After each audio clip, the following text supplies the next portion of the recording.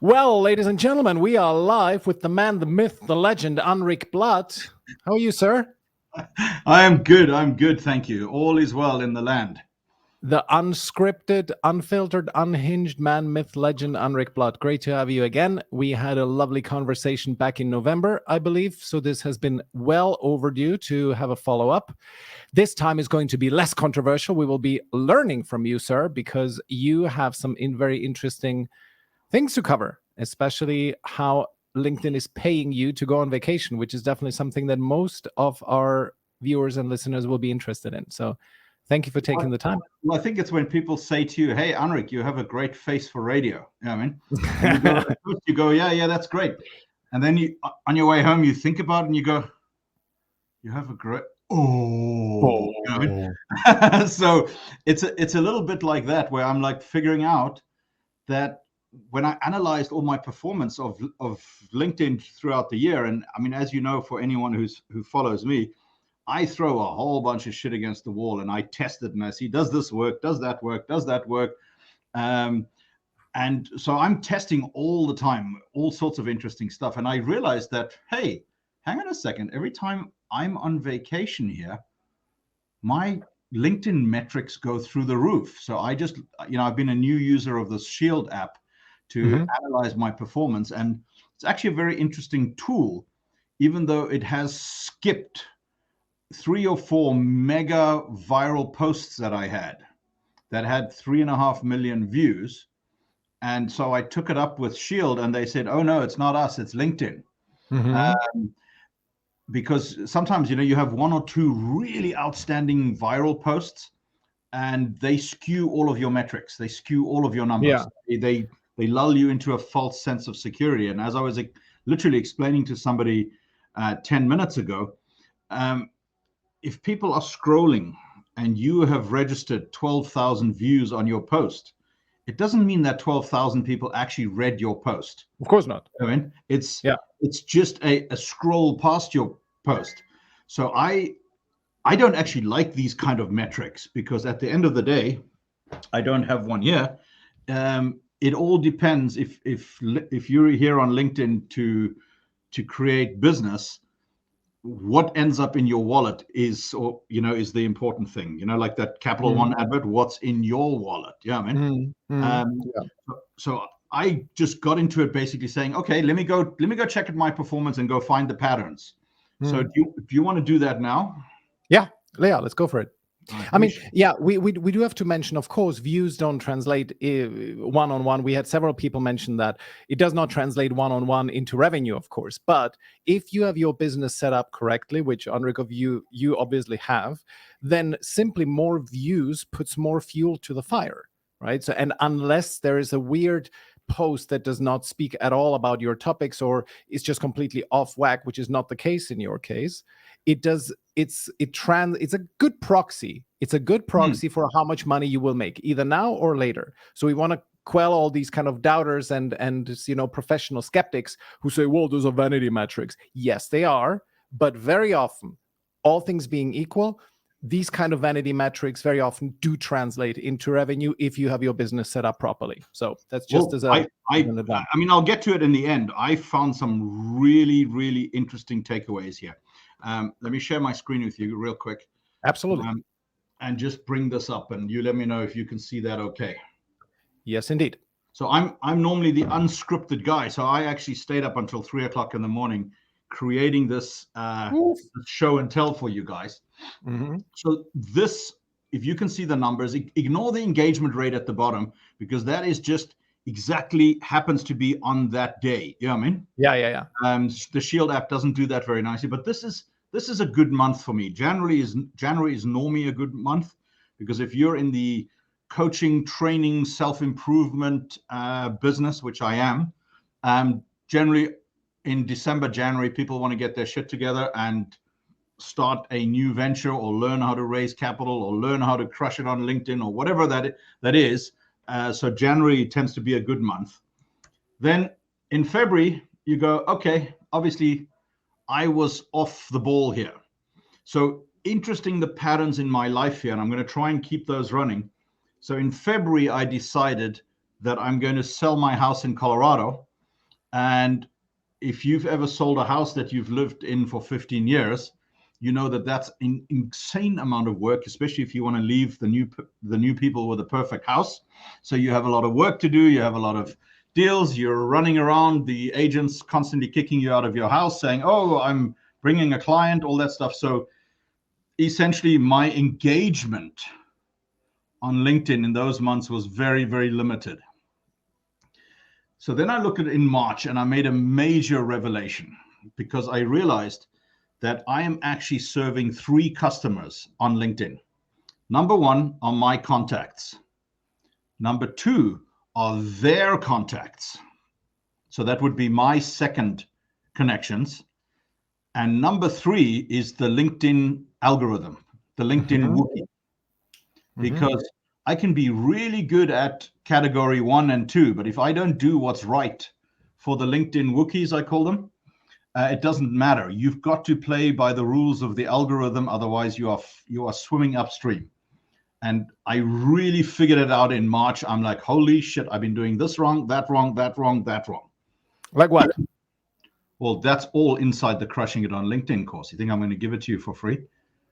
No. I always joke about this stuff. Let's get to it at the end, Michael. Don't let me forget, okay? Yep. Then with that knowledge, in April, I started experimenting with creating posts in advance, using the right hashtags, no longer tagging people blatantly, and really started experimenting with it. And you can see it. And then I also sold my house, and I was going to be out of pocket for 2 weeks. So I had to schedule my content in advance because I was moving across the country, moving trucks, all this kind of stuff, and basically homeless for 2 weeks as I was trying to do this move with dogs and everything like that. So it wasn't perfect. Then in May, at the end of May, we went on vacation where I got the first time the opportunity to really play out the strategy. And that was a very, very interesting experiment, and it was slightly less than 2 posts a day. I scheduled 1 post early in the mornings when my audience is at their desk, and I left myself room to do another impromptu post in the middle of the day. But here it really, really started working.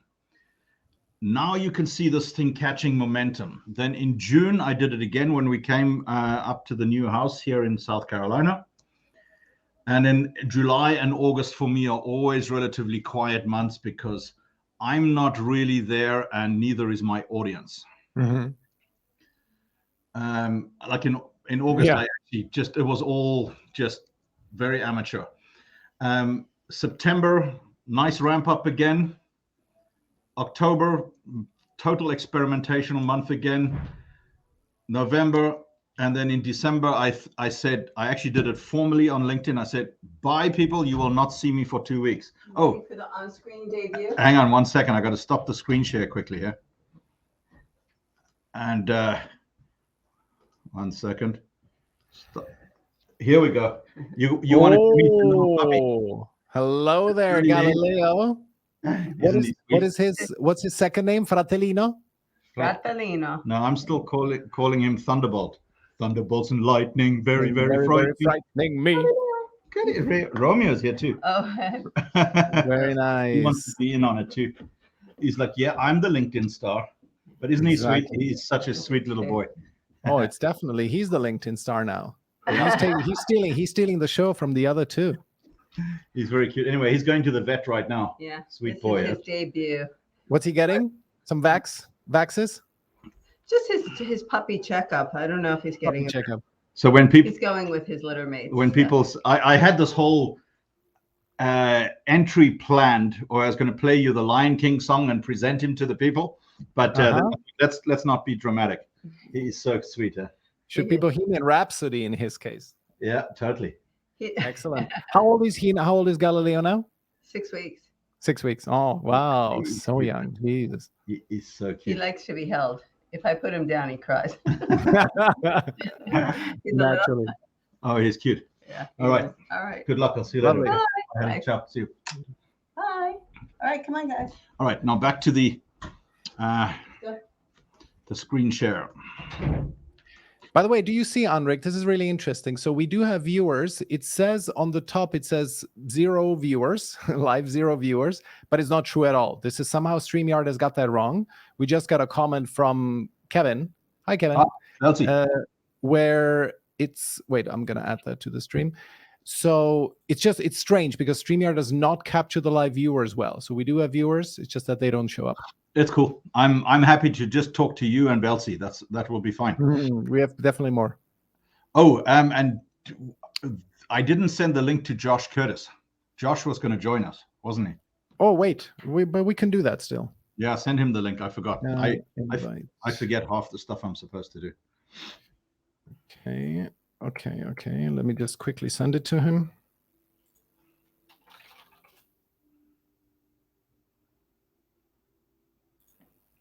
Because he's the perfect, I did a workshop on this, I don't even know when that was, a couple of weeks ago with 25 people on it. Not a fake scarcity type of thing, which I absolutely hate. But I just said, I want to have 25 people in the workshop. Let's do it. So on Kajabi, you can set the limit on the number of signups. And it was such a really, really nice workshop because I showed people how to schedule all this stuff in advance and get your time back. Because Michael, I noticed it with Laura Louise, like we're on our way out and she'll go, I got to do my LinkedIn post. And I'm like, oh, great. And I know it's going to be like an hour and a half. So her content is really, really good and engaging, but she takes so long to create these posts. So while she was doing her one post, I literally did all of my stuff that for the next 2 weeks in advance. And she's like, how did you do that? I'm like that. So I did a workshop on that and that was really cool. We had 25 people on it. And right before Christmas, I announced my resignation from LinkedIn. And I said, I will be gone, people. Everything is now scheduled in advance.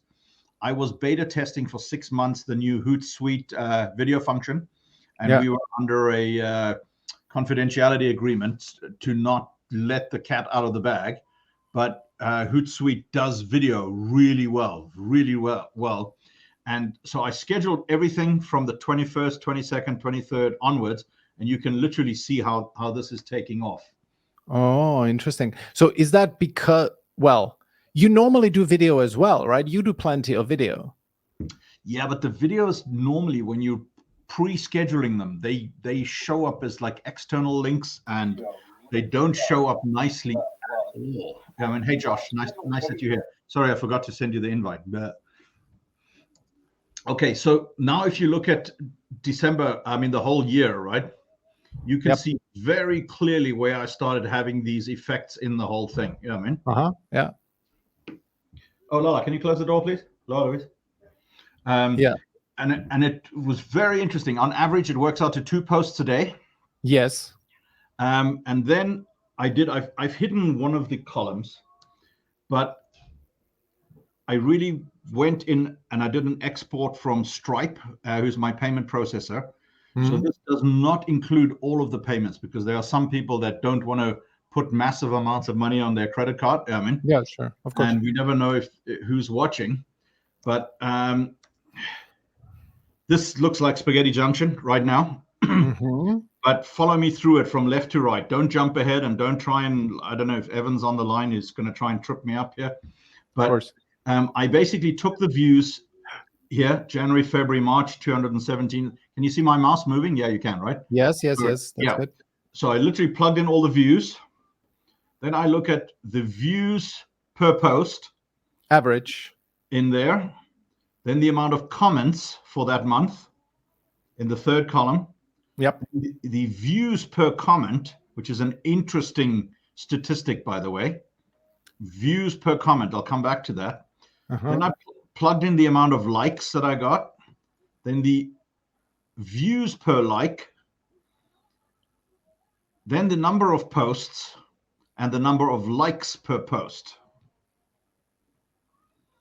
So I have an internal crushing it index where I have a formula in here that shows me how well I'm doing. because to me, it's not about views at all. Remember where I came from, right? When I first built my LinkedIn profile, I maxed out at 30,000 connections. Yes. And I'm like, what the fuck is this? This is stupid. By that, I thought I had 34,000. And then I realized that followers and connections were two very different things. I know we can laugh about it now, but I really didn't actually realize that.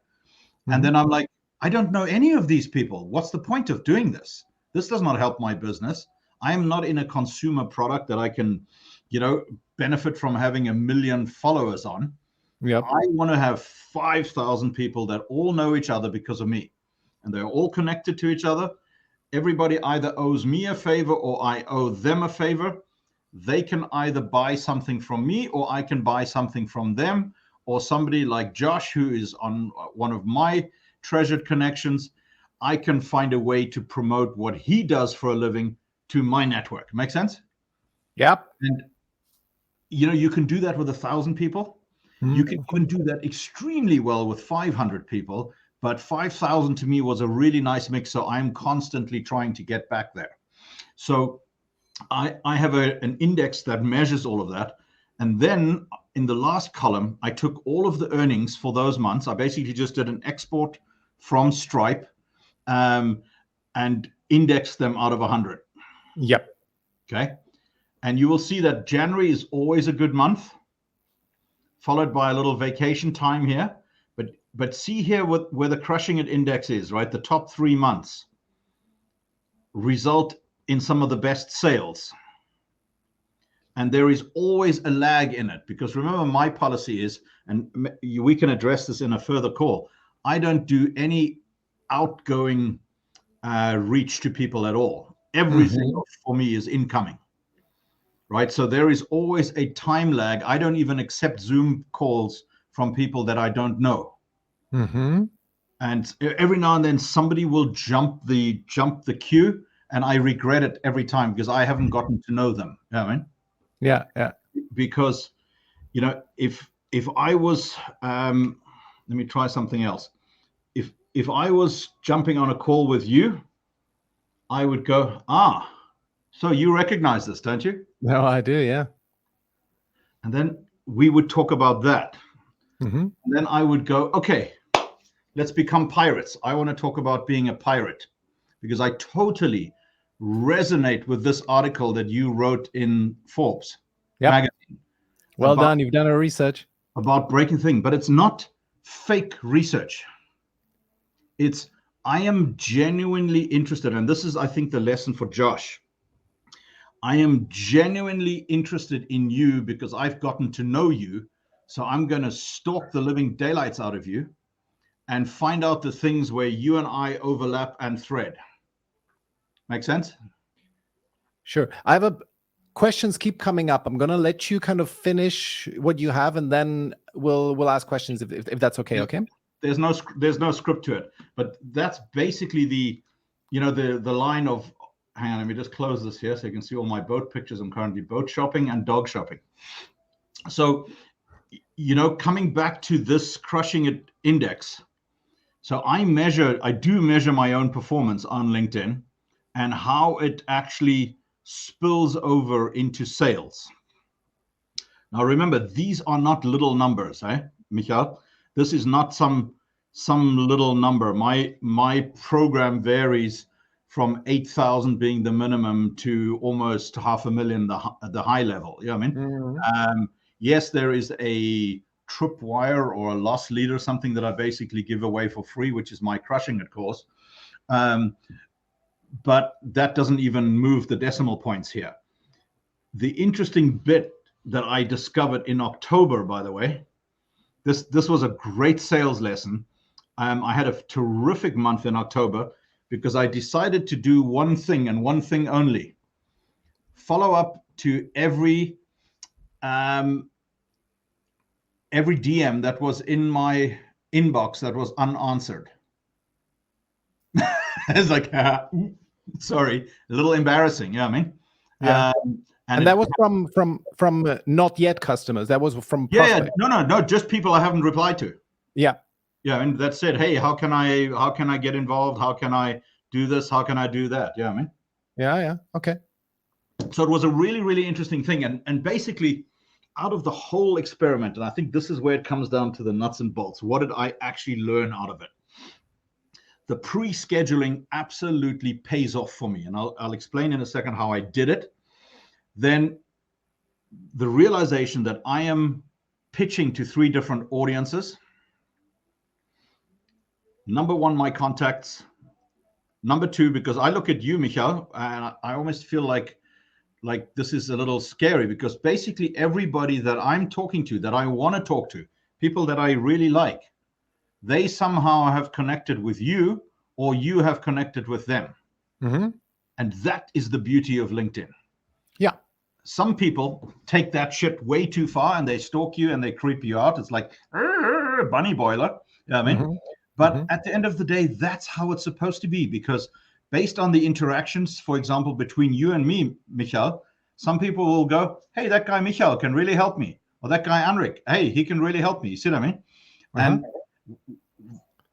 when I get to that point where personal comment time is vital, people screw this up completely. And that is why my pre-scheduling works, because I've pre-scheduled everything.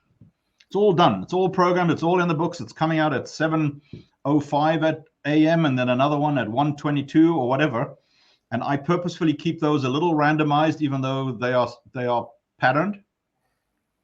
Now I've got time and freedom and creative goodwill, right? The appetite to actually make my comments absolutely authentic. So even when I'm on vacation, I schedule a quick, I do this right after breakfast when I'm out in Mexico, or I'm out on the boat or whatever. And then I do another session for half an hour in the afternoon at 4:30. Why 4:30? Well, because that's the close of everything. It's the opening of Sydney, where I have a lot of clients in Australia. And I know that 5 o'clock is drinks time, so therefore I'm going to be very concise and very short. I'm not going to get sucked into the meme wars. I'm just going to go and write something authentic. See what I mean? So that personal comment time is critical. Without it, LinkedIn does not work. Okay. So if you are just posting shit all day and you are not engaging in the conversations, and you are not starting conversations or taking people's bait who are starting conversations. Does that make sense to you, Josh? Sorry, you're on mute, but sorry, I can unmute you. Sorry, it was a bit loud in the background. Go for it, Josh. The point I'm trying to make, Josh, is that if you want people to talk to you, you got to talk to them. And if there are people who are starting conversations, go and I don't mean like I call them the LinkedIn whores, you know what I mean? Who don't really do anything of value. They just spew crap. Real conversations with real people. By starting those conversations, those people will swing over to your content, but more importantly, the LinkedIn algorithm will recognize you. And after some time, I don't know if it's 3 weeks or 4 weeks, you start getting the feedback. You will start getting people coming to talk, basically continue the conversations that you've started on LinkedIn with your content. So it's a dual strategy is my big takeaway from this. Pre-scheduling absolutely pays off because it's out there, it's doing its magic, waiting for you to grab your coffee after dropping the kids off or doing whatever you need to do, to take 30 minutes of your time, very, very precious time, I know for you right now, okay? You have massive demands on your time. But if you can schedule 30 minutes, you can do it with a kid on your arm, like Michael and I, we started the call, he had his son on his arm, right? Yep. You can come in there and give it 30 minutes of love. And because you've timed yourself for 30 minutes, you will focus on the 80-20, on the parts that are important and the people that are important. Next point, variety is important. Do you remember when Andy Smith was going through his period where he was posting a video every day, right? So those videos were really good and really authentic. And as good as they were, you go, oh God, another video from Andy Smith. You see what I mean? You need to you need to throw it around a little bit. And that's why I love even using the free services of the auto schedulers. You do some graphics posts on every day of the week, and then you drop 3 or 4 videos in there as your second post or as your first post. And the other realization that I came with, there are certain times of the day where LinkedIn is completely starved for content. And if you've got good content that has followed the crushing it on LinkedIn rules about the proper hashtags, the proper tagging, the length of the post, and not committing those cardinal sins of, all the links and the sign up links and sign up here and subscribe here and all that stuff. The algorithm looks for those words and downgrades your post. You can have a relatively boring business post that might be a PDF. I got one that clicked 120,000 views on a PDF, for God's sake, only because I played by the rules. And I hit it at a time when LinkedIn was starved for content. So that's why you will see, very, very different algorithm using your desktop versus your mobile. There are 2 different algorithms that behave completely differently, but also the time of day is very, very important. So that's basically what I've learned. Let's debate it. Poke holes in it if you like, Michael. Nah, this was great information. So thank you so much, Anric. Would you mind, though, could you show this table that you had with also your crushing it index and the revenue and so on? That would be interesting. I have a couple of questions around that. First, before we get into that, can you share, though? So you went from 35 something thousand down to 5,000. Could you quickly share with our audience? I find this quite intriguing. How did you select those? And I know you had a virtual assistant help you with that. There would be quite a bit of work to do that manually. How did you select those you got rid of? Very easy. I deselected everybody who doesn't have a profile picture. Then I selected some countries completely, just eliminated the countries, because I know that those people never use a credit card to pay for anything. So why keep doing that? Then I did a search for anybody who has not posted in 6 months. Because those people are just not really on LinkedIn. They're not really doing anything. And admittedly, you would say, hey, that's part of your crushing it on LinkedIn target audience. But remember that was never created as a program intended for sale. It just grew into that by itself. So here's you can see the screen again. So here's the chart up. As it looks pretty random, but I've noticed it's not.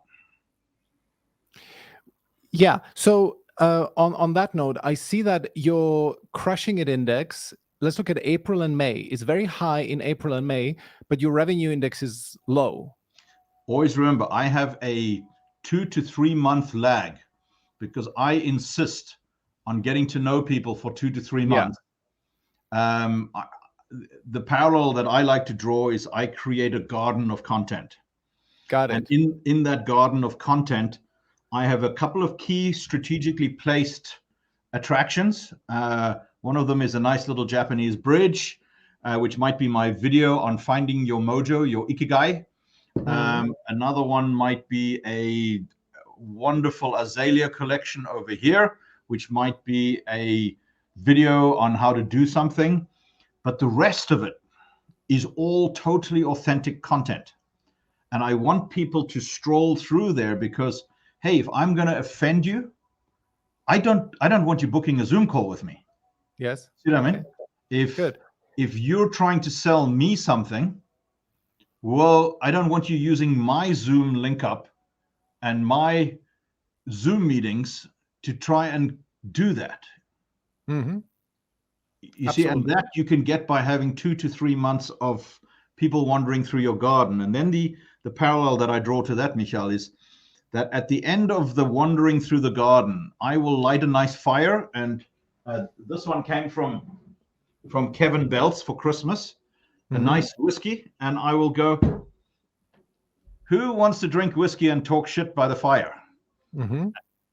And 8 or 9 people will jump into that. So that's actually part of my funnel, even though it wasn't intended like that. It just, it's authentically like that. And then based on how that meeting over drinks went, where you can see that some people really don't hold their liquor well at all, and they shouldn't drink and they shouldn't reproduce. You can then go, okay, I'd like to invite these 3 or 4 people for dinner. And that's how my LinkedIn strategy works so brilliantly, because I've got all these cool people that I actually genuinely want to hang out with. And secondly, I want to help them. Mm-hmm. And I think that's the greatest reason to get into business. Of course. It's like, hey, dude, your shit's broken. I can fix that quickly. Come here. Yeah. Good. So the time lag that we see here, and I think it's quite interesting. Look, when you go April and May, if we look at the like 2-3 months after, this is then your best revenue month, July and August, or your second and third best, right? So this is the 2 to 3 month time delay. Similarly, look at October, high crashing index, very good December. Similarly, but not so strongly, you've had July, very good crushing index, decent October, right? So that's what it kind of translates into. Yeah, I do see that time lag, mainly just because the way I'm set up. Josh's client acquisition mechanism might be very, very different to mine. Everybody's is different. I want to get to know the people that I'm getting into bed with. It's not so simple for me. Cool. Good. I just want to open. I have plenty of more questions. I just want to open the forum. Evan, thank you. You asked a question. Let me get to that soon. But Josh, do you have anything that comes to mind when you see this? Any questions? No, this is all really illuminating. This journey has been in the works. Gosh, Anric, what, maybe a year or two? I don't even know. And it all just started with realizing that LinkedIn's not an online resume. And I know I'm probably late to the party, but I feel like I'm a lot earlier than most folks. So, I mean, my strategy is not nearly as in depth. I mean, it's literally at this point just posting something daily that adds value. And I try at least 3 or 4 times a week to have that somewhat related to business. And after meeting Anric, he's like, hey, people need to know who you are if this is going to be a valid revenue generating, or at the very least relationship building machine for you. And so I try to introduce some personal things. That's the hardest part of all of this, I think, for everyone. Is getting over that hump. But those revenue metrics are interesting. I think a 2 to 3 month lag time's reasonable, but that's typically something that's normal in person. So I'm actually pretty impressed that I'm going to give you direct feedback, Josh, why you are in my inner circle, okay? Because it's not because I speak broken German, is it? No, your German's actually not bad at all. But there is a way. I mean, Michael and I did it right in the beginning. You want to be threading people. It's actually a concept that comes out of Laura Louise's dictionary. She finds the golden threads in people naturally.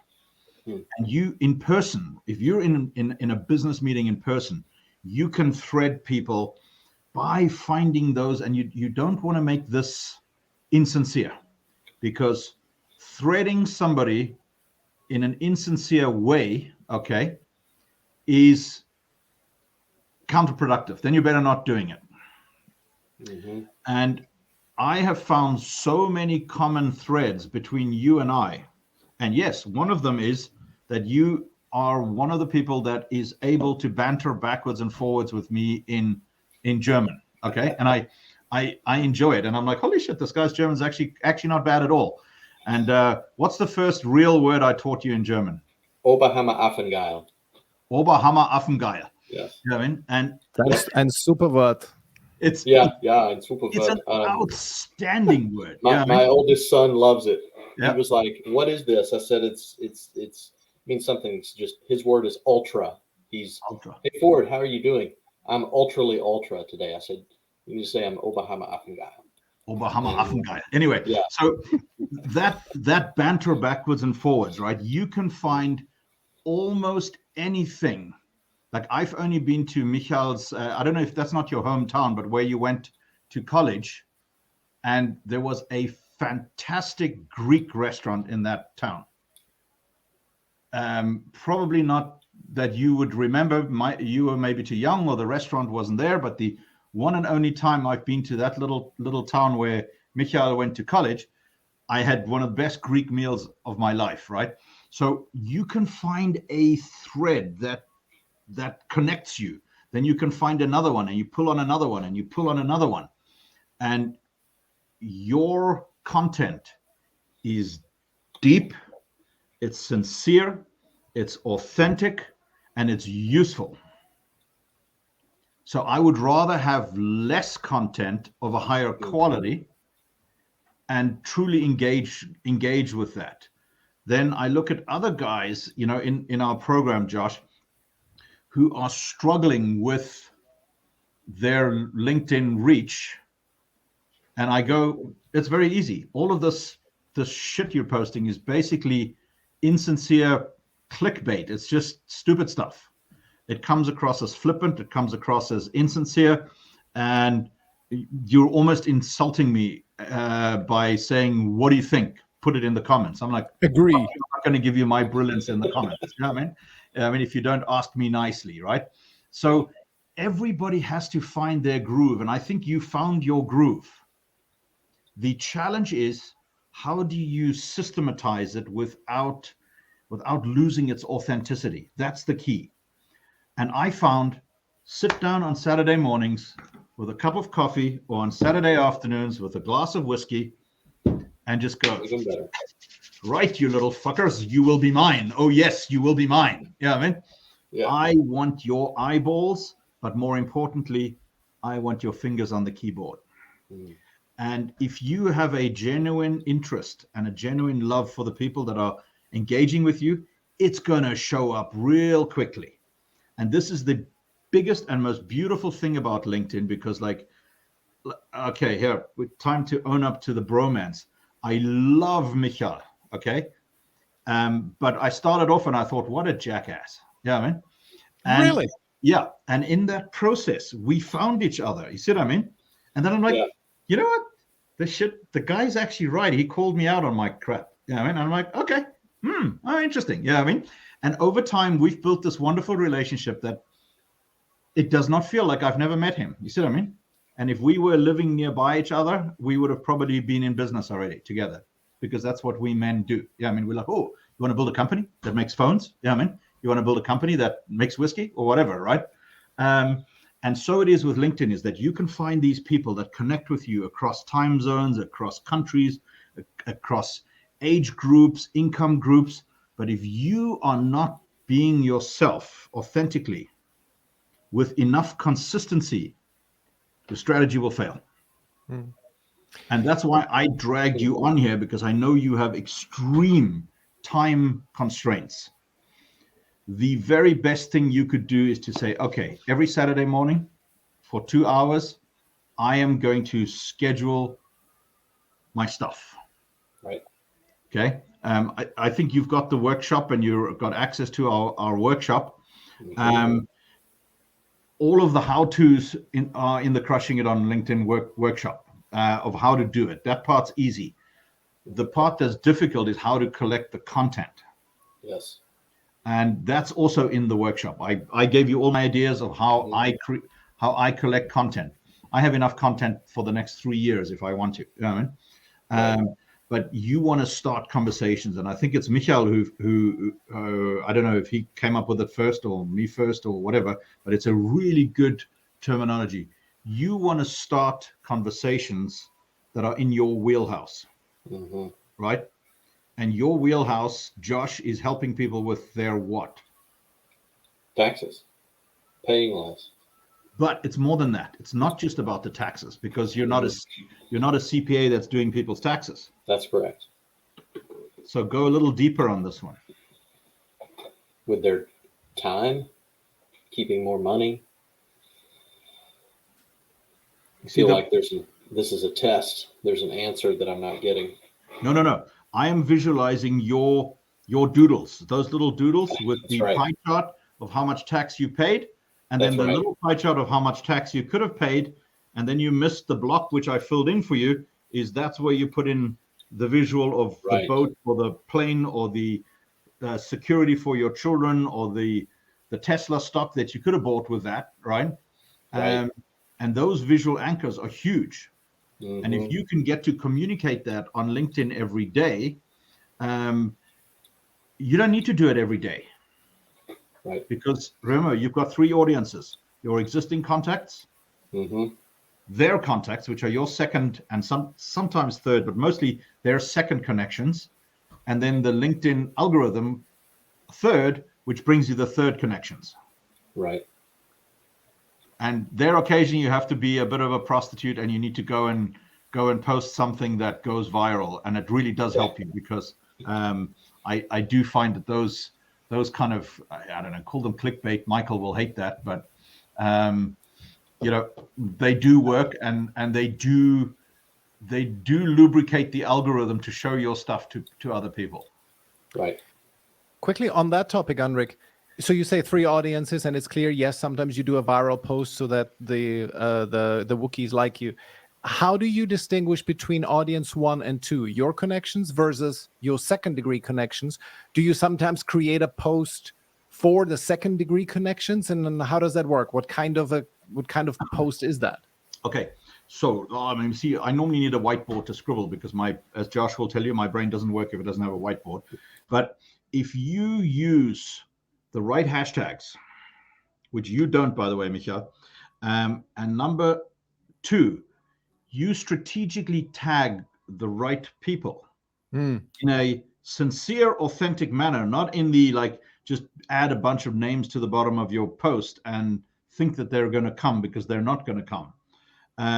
You can write a post that will show up in your contacts feed, because remember who their audience is. Their audience are people that are following this person and that are following the same hashtags, and that they have been triggered. And if these people tend to be content poor, by you creating content that looks like it comes from them, boom, it goes to their feed. And if you think of it like that, you can create a wonderful post that makes them look good. And remember, everybody is tuned to that station, WIIFM, right? Exactly. What's in it for me? And if people, who was that strange guy that, God, trying to remember his brain now. My brain has gone soft. James Altucher, remember him? Yeah. Mm-hmm. He had a wonderful, wonderful video.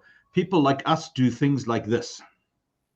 And if you can tune to that language where people are going, oh yeah, oh, this is what people like us do.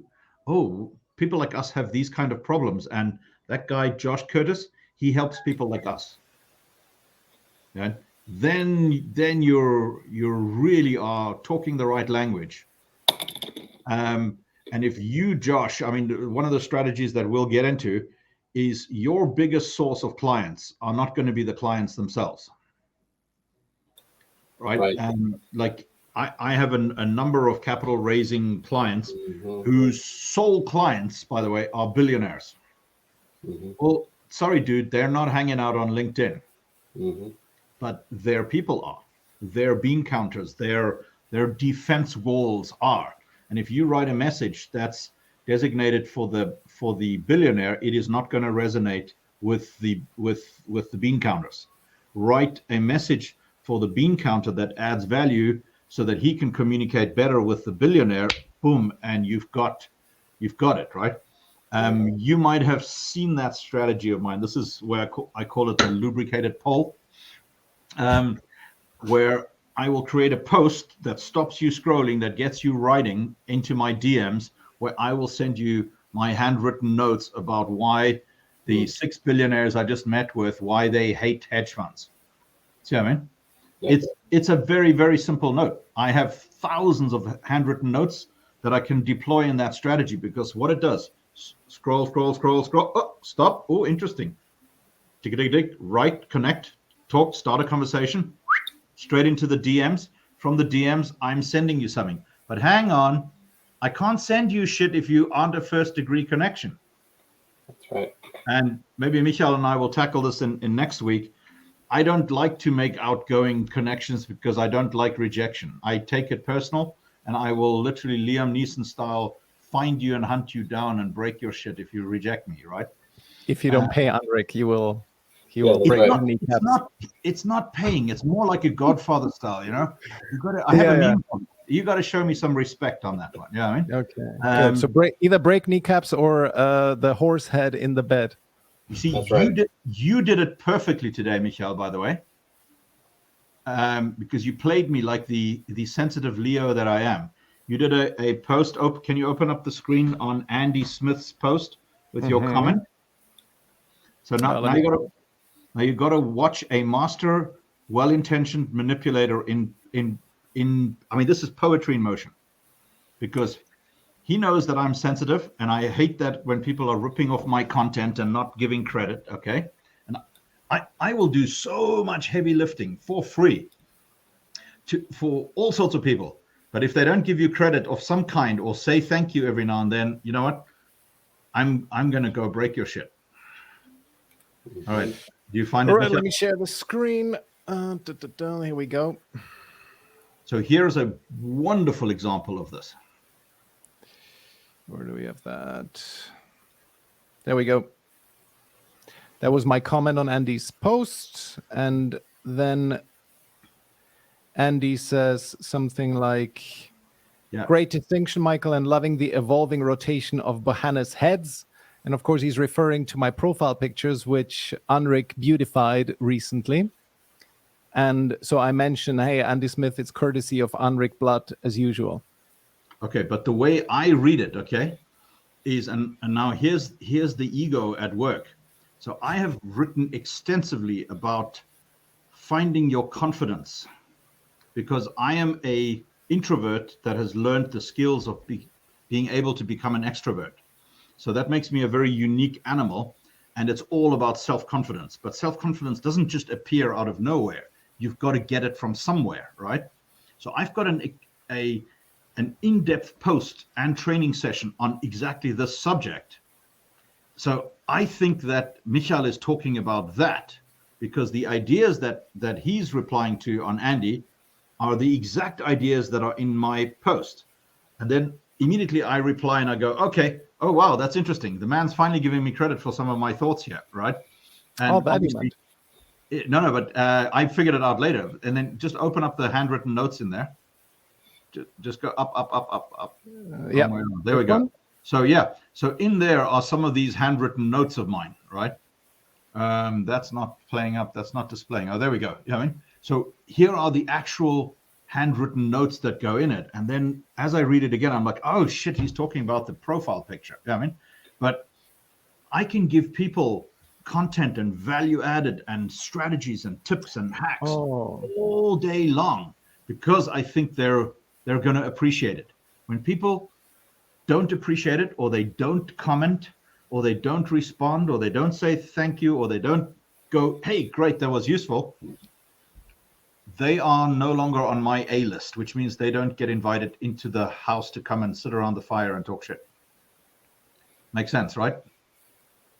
So this is a good example of Andy starting a conversation, and Michael and I basically are going to make that his best performing post.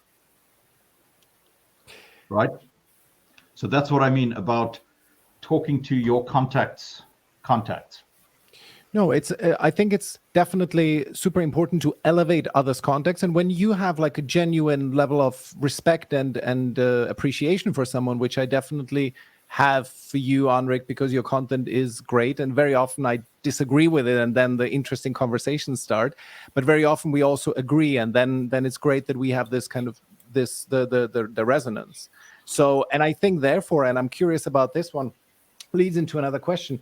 I think it really matters. I learned this from Justin Welsh, that it's great if you have a specific time every day that you post, that you don't vary it. And you mentioned that it's randomized in your case. I do think if people knew of you that, okay, Anric posts at 7:05 and at 1:20 every day, And that's like clockwork. You have it scheduled. In Justin Welsh's case, for example, because just by commenting on one of his posts, I got a client. Just by commenting on one, like immediately somebody got in touch and we spoke and boom, became a client.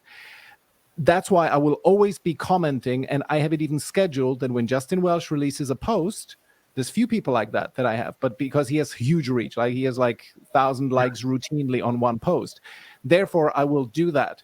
I think similarly, if people, and I have it scheduled. Similarly, if you had it scheduled every day, it's always the same.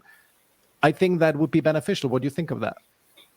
So I actually have, and I teach just kill your screen share there for a second. Yeah. I have a strategy that I teach inside the Crushing It on LinkedIn course called the Shake, Rattle, and Roll.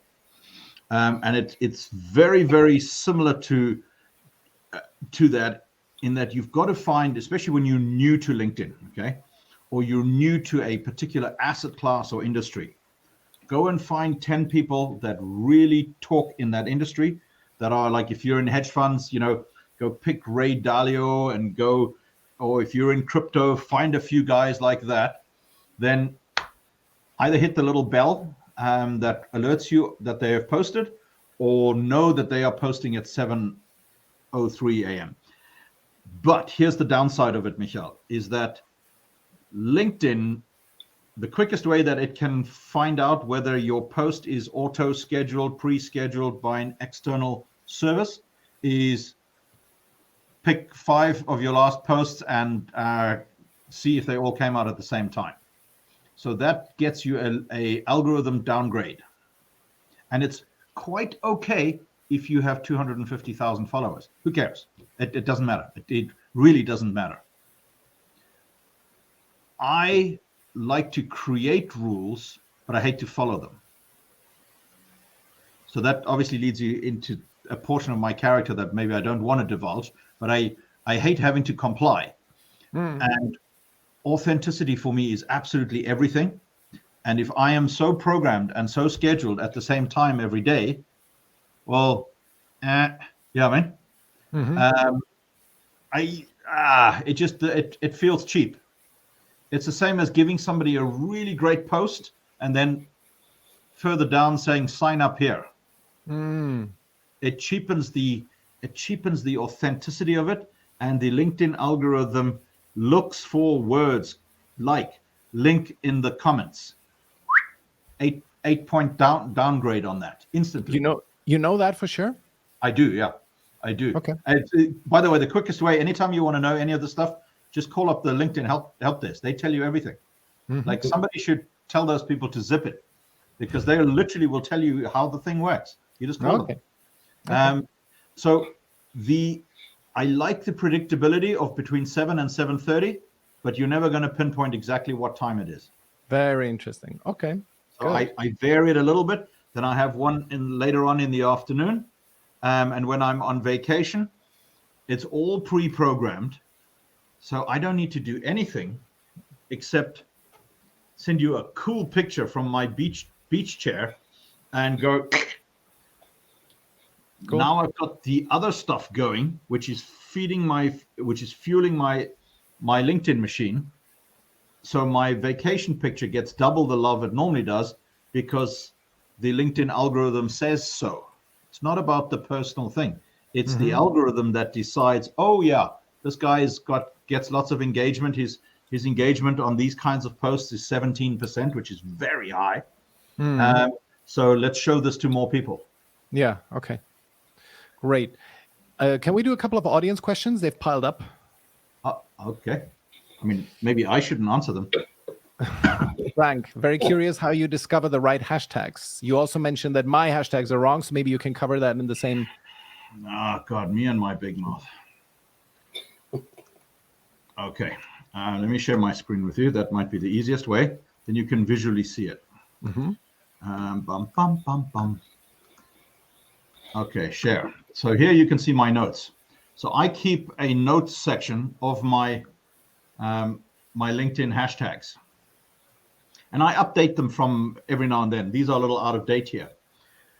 So I break up hashtags into 3 groups: big ass hashtags, target audience hashtag, and your private and unique single hashtag, like mine is Anric B, or crushing it on LinkedIn. Crushing it on LinkedIn, yeah. Right? So if you can write a sentence, I even have it here. Let me try and find it quickly. I have it here in LinkedIn signatures. If I'm creating a post, I have a sentence that I can type in and cut and paste straight with my icon.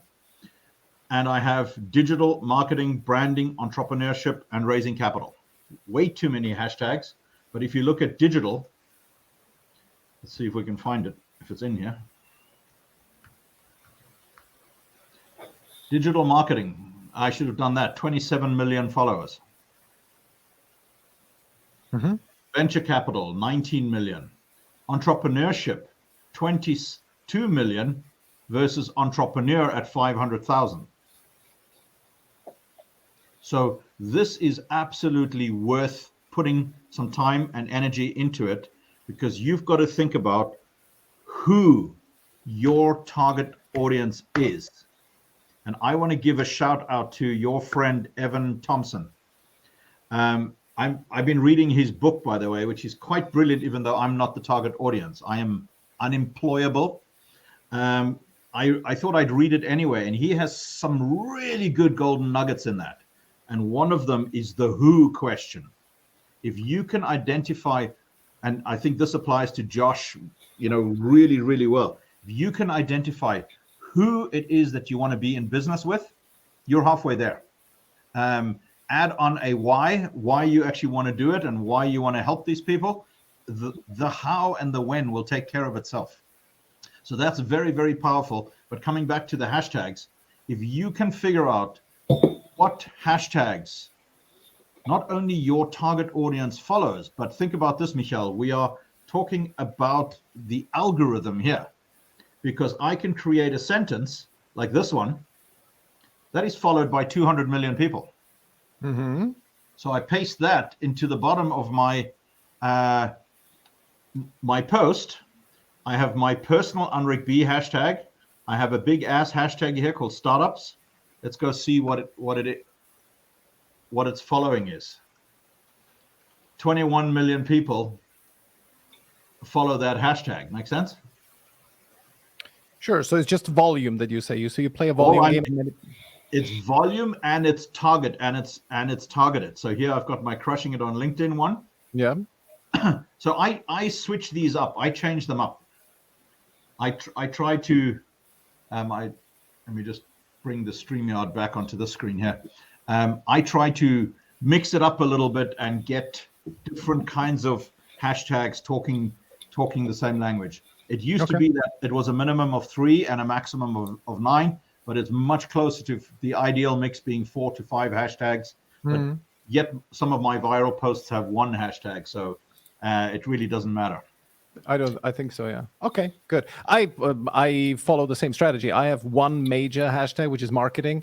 My mid-sized hashtag, which is a little bit more narrowed down, is B2B, and then my 5 a.m. club, which is my unique. So it's effectively the same. The B2B one, I like. Is somebody who's your target, are they really following the B2B profile? I would vary that a little bit, and then as you write, don't be like, some people who just freaking create a hashtag for every single thing they want to say. That's really annoying. But you write in the actual post. Got it. Experiment with those hashtags a little bit. Use 3 or 4. Go up to 5, not more than that. Got it. Okay. Awesome. Good. We have a prodding question from Evan. Can we take that one? Is the intention to create this is about your table that you created, that you showed. Is the intention to create a 4 to 6 month sales cycle whereby the year is, in effect, carved up into 2 to 3 periods of relationship development to sale opportunity, or was this a byproduct? Can you do that in English again? I wonder if the sales cycle that you have, if it was planned in any way, or if it's just simply a byproduct of how you work. Yeah, no, it's really just a byproduct of always winging it, always being unscripted and unedited. So, in the the cycle is, if I was more organized, to answer Evan's question, if I was more organized, I could probably not tenfold, but probably fivefold my own sales numbers. But that now goes against what I love doing, which is spending one-on-one time with people who have a genuine problem that I can fix. So I like the one-on-one time. I just don't want people to take it for granted. You see the conflict there. Yeah, Good. Yeah, I mean, Evan thinks deeper about anything. Yeah, man. Cool. Awesome. Very good. Final question that I have from you. What is the crushing it index composed of? Is it like a secret formula that you have? You haven't elaborated on that. I'm sure there are some people on LinkedIn here that could make it much better, but I basically just took the number of views and started dividing it by things that actually make sense. So I can get a feeling, not a feeling, but some kind of representation of, was this a successful month or not? And I then went back very manually and looked at those months, and I'm like, you know what? That number is actually quite right, because I had a good time on LinkedIn in those months. Why did I have a good time? Well, I met new people. We had outstanding conversations. We had fun. And there were lots of signups to my very short notice events. Like some people say, hey, can you give me 2 weeks notice? I'm like, no, it's tomorrow. Yeah, I mean, because I only thought up the idea 12 minutes ago. So yeah, if I was more organized, it would get better. Cool. One more question that came up, and that is, so you mentioned like really having genuine relationships and researching what people did. You showed me the Schloss Lichtenberg in Saalfelden, where I grew up, and all of that. That's all great. But that you have 8,000 connections, that kind of level of relationship is virtually only possible with 2, 3, maybe 500 people at the very most, right? You cannot have that with 8,000.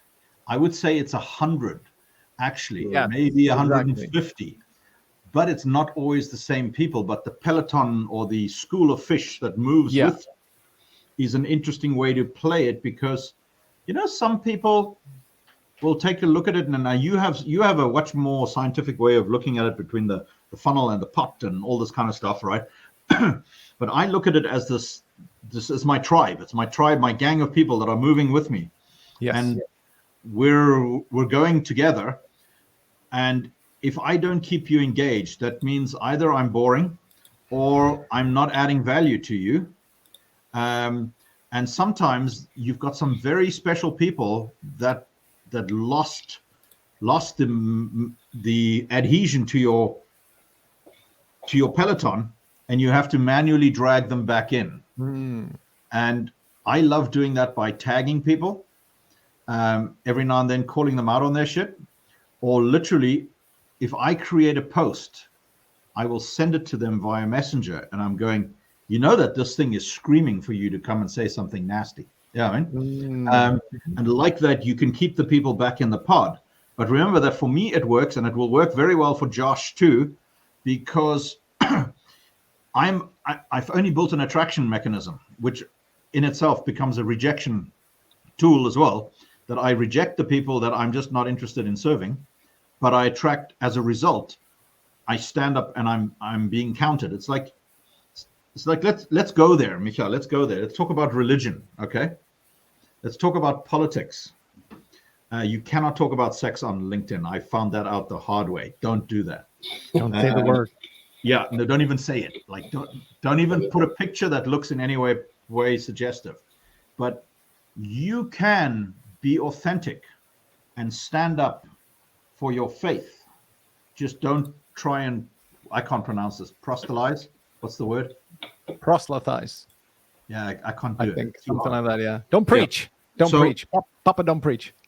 So as soon as I checked out and I did the dog park sniff test with Josh, I'm like, you know what? This guy's my kind of guy. And why? Well, his content's deep. I like what he stands for. He's not shoving his faith and his beliefs in my face, but he's not hiding. He's not embarrassed of them either. Okay? He's not trying to fit in and make everybody happy. because, hey, the cock crows 3 times and you have denied me in the morning. You see what I mean? I'm like, if you don't have the courage of your convictions, and I don't care what your faith is, by the way, I really don't. I have some incredible friends in the royal families in the Middle East and all that stuff, and we go to mosque together and we pray. I'm super cool with that. You know what I mean? My favorite song in the whole world is a Russian Orthodox Jewish song that I play once a day. You know what I mean? So I'm cool. I'm absolutely cool. What I hate is people who don't have the balls to stand up for what they believe in. So therefore, automatically, the people that respectfully, authentically stand up for what they believe in, those are my kind of people, even if it's a different faith.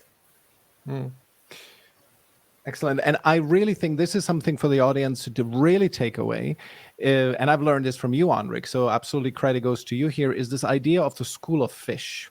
Because many people get themselves into a pod situation, right? POD, where they join some company, it's like 20 people that you're in a group chat in, and then you post your stuff in there, you post a link to your post, and then those same people will go there and comment something, oh, wonderful post, you're so smart, and so on, right? It's terrible.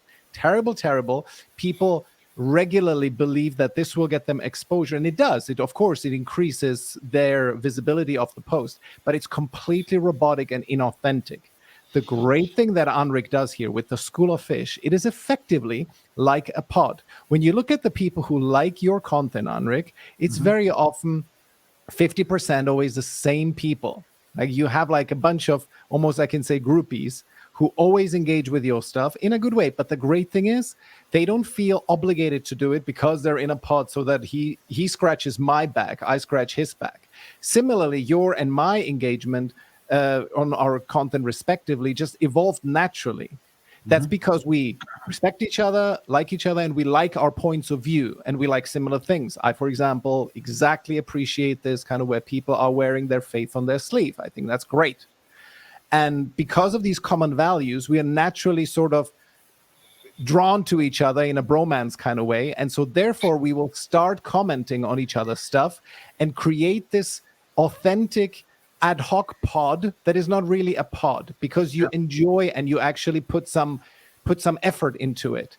And that is the huge takeaway here, is I think is a big part of your recipe for success, Anric, is that this school of fish that you described, that is exactly like an organic, authentic, natural engagement pod that carries your content into so many other people's feeds.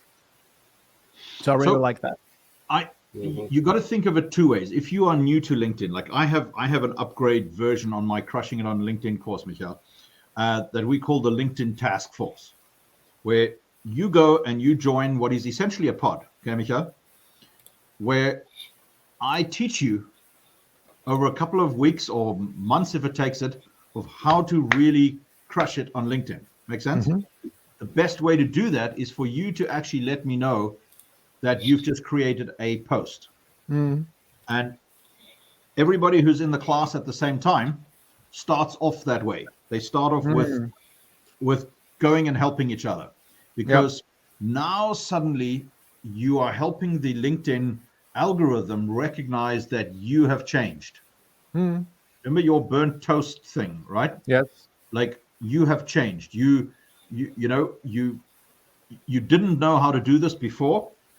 And now that you're using the proper hashtags, you're tagging people properly, you stop with the gated post links on the post, all that kind of stuff, which gets you downgraded, spammed, all that kind of stuff, all of these mistakes that people normally do.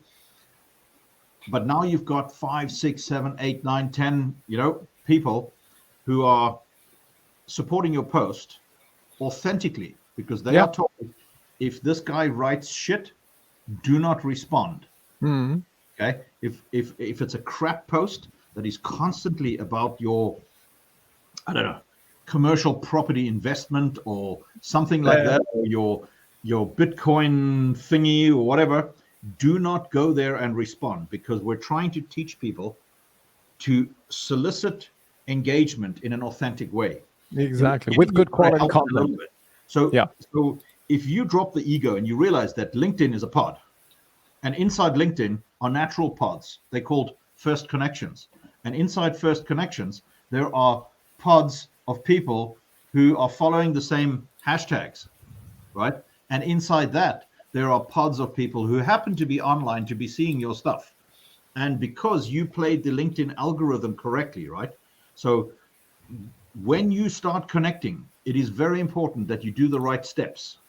Because if somebody sends you a connection request and you don't reply to them, you don't give them two pieces of action, two pieces of love. After 7 days, the algorithm goes, yeah, same old, and it moves on. And you don't see those people again.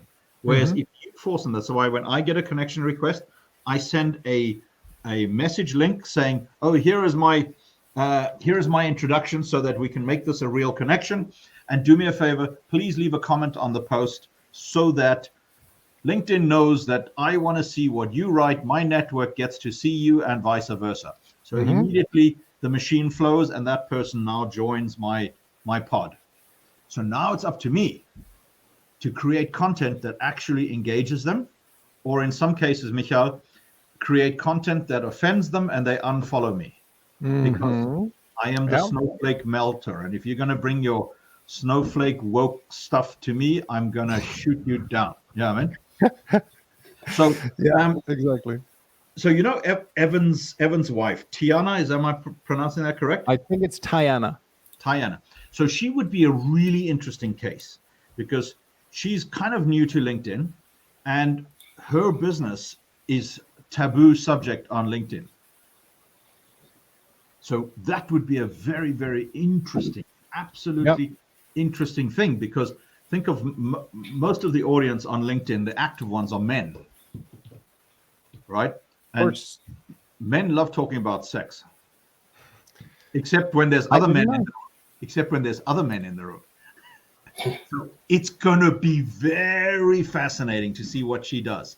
But I think she could have a real star audience here on LinkedIn. I think it would be very, very interesting. I think honestly, I don't think we joked about it before that the issue is you cannot write about sex. I don't think that is the issue. What I do know is that LinkedIn is very I want to share that. LinkedIn is very prudish. So there has been a story of Shay Rowbottom who showed too much leg in one photo and the post got downgraded, whether it was by the algorithm or somebody manually, but you should not show too much of yourself. So maybe this is a good piece of advice for Tiana. Maybe you can write enough, write as much as you want, but maybe the photos, keep them relatively, clean and PG-12. So that you don't trigger the algorithm because they're quite prudent. I did that test, by the way. I created 10 different graphics, and I can't remember what. And if they did you show leg? Did you show leg, Anric? No, one of them was a girl in a gym working out, and LinkedIn has visual search filters. That if it looks in any way provocative, it just cuts that post. Yeah. Right away. Absolutely. Exactly. Totally does that. Exactly. So write as much as you want and do test that, Tiana. Definitely, I think that would be a good idea. Just don't go overboard with the imagery. And then we have a question from Jay Aldrich. Don't put links in a post. Thought that was a good way to share information. Namaste. Namaste, Jay. No, it is not. Don't put links in a post. Anric, do you want to comment on that? Well, by now you know the trick too. And let's do it live, okay? I am getting so many messages here. Holy crap. Okay, let's do it live. There's no preparation for this here. But share screen and share screen again. Okay, so you see here, okay, Ravi. Can you see that? We cannot see your screen. You have no. There we go. There, that's coming. There we go. That's coming. So you see Ravi. He's got this post here, and he's got a nice post. But look what's right below it is a promoted post. by Verizon. And then here's a guy who's got a nice post and so on. These are real, authentic, organic posts, right? And they go on and they go on and they go on. But every time you hit refresh, LinkedIn is trying to sell you something. So these guys, if we click on this here, that is an external post that is taking you off the platform. Mm-hmm. LinkedIn does not want to lose you because remember, we are the product. LinkedIn is pretty much free. So we are the product. They want our eyeballs because they have offered, and I'm going to hit refresh again here. And lately it's been Goldman Sachs like crazy, but LinkedIn has promised these guys over here, McDermott and Will Energy. Well, let's go hit that again and refresh. Pipe. They have promised these guys a certain number of clicks because these guys are paying for your click. Mm-hmm. So now here is the problem. They want to sell clicks and they're going to downgrade anything of yours that has a click in it.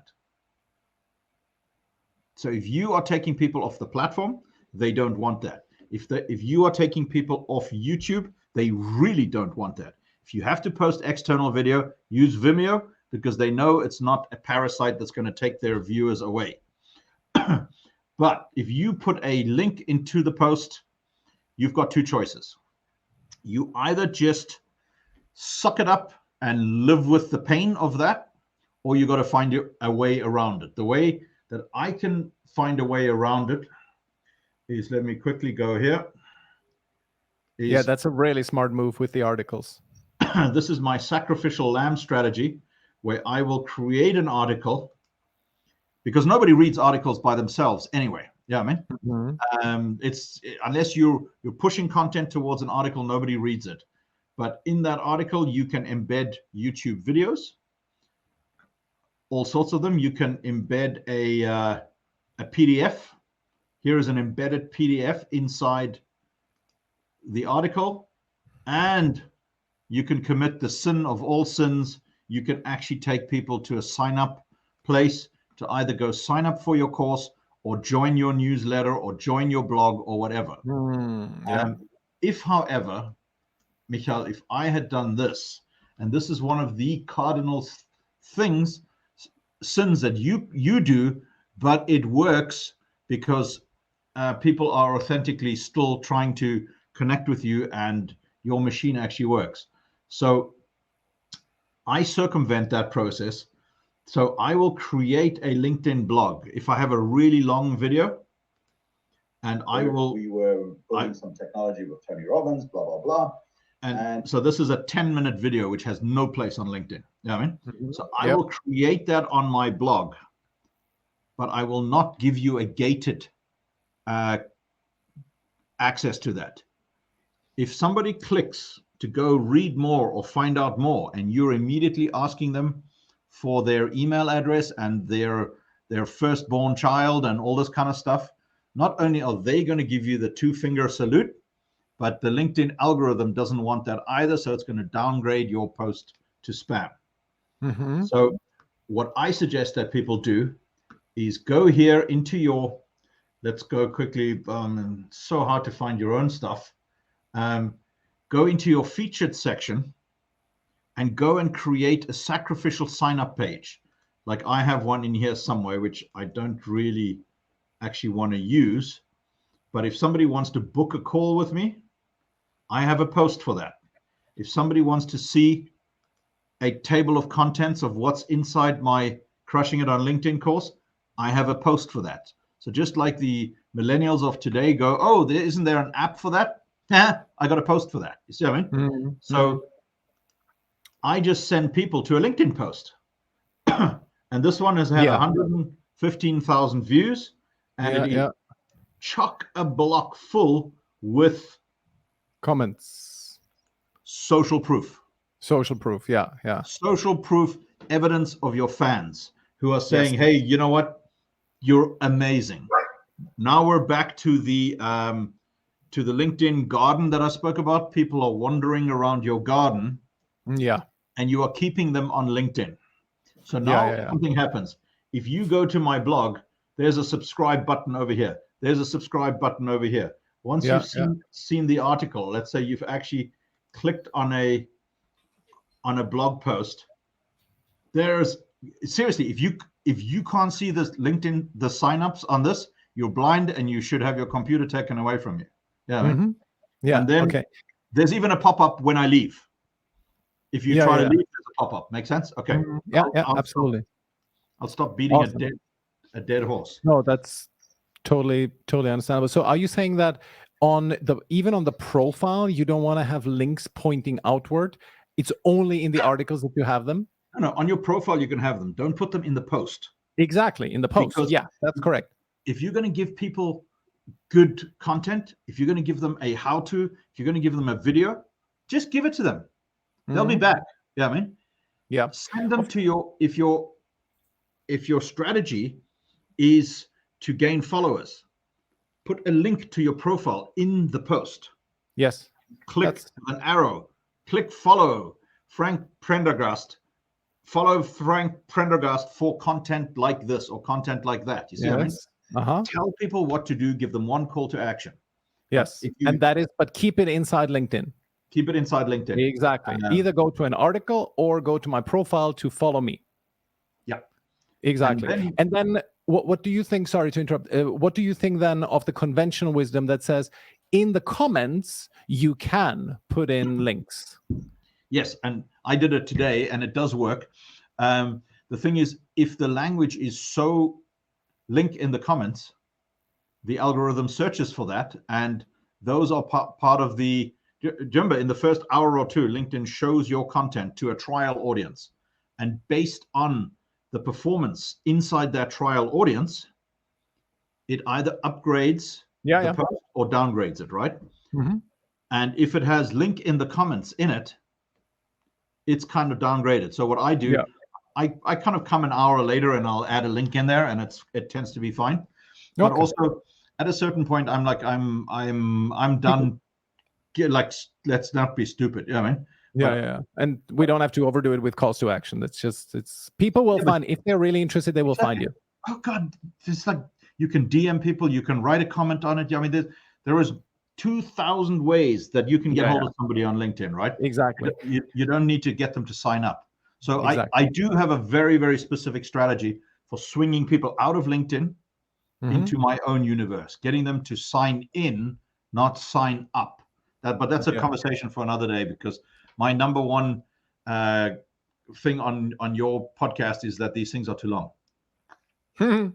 It's actually, I mean, these very often, and this is kind of my strategy, it really, that one works really well, where I recently had somebody on a sales call who just before was listening to my sales, my LinkedIn Live about sales, and it just happened to be on the same day, and that was also quite a long one. It was an hour long, and I do believe in the value of long form content as well. It shouldn't be the only thing, but having short form and long form, it's just short form, there is a certain level of many people do that, and you cannot really tell if somebody has real substance if he just puts out short stuff. But if somebody can talk intelligently for an hour about something, I think that just elevates you above the fray for many people. I think that it's just another way of differentiating yourself. You will not get many people to watch it, but those who do, they love it. So I do believe in the value of it. And there are different audiences that are more tolerant to long form. And you know, there are some people that are just, and certain age groups that just don't have the bandwidth for it, and you lose them after the first 3 lines. I always tell people the only purpose of the first 3 lines is to sell the rest, the see more button. That's true. 100%. That I agree. But in terms of especially when you mention young audiences, just look at what Jordan Peterson has done. Yeah. Jordan Peterson has captured young men as audiences, and he does 2-hour long lectures on the Bible.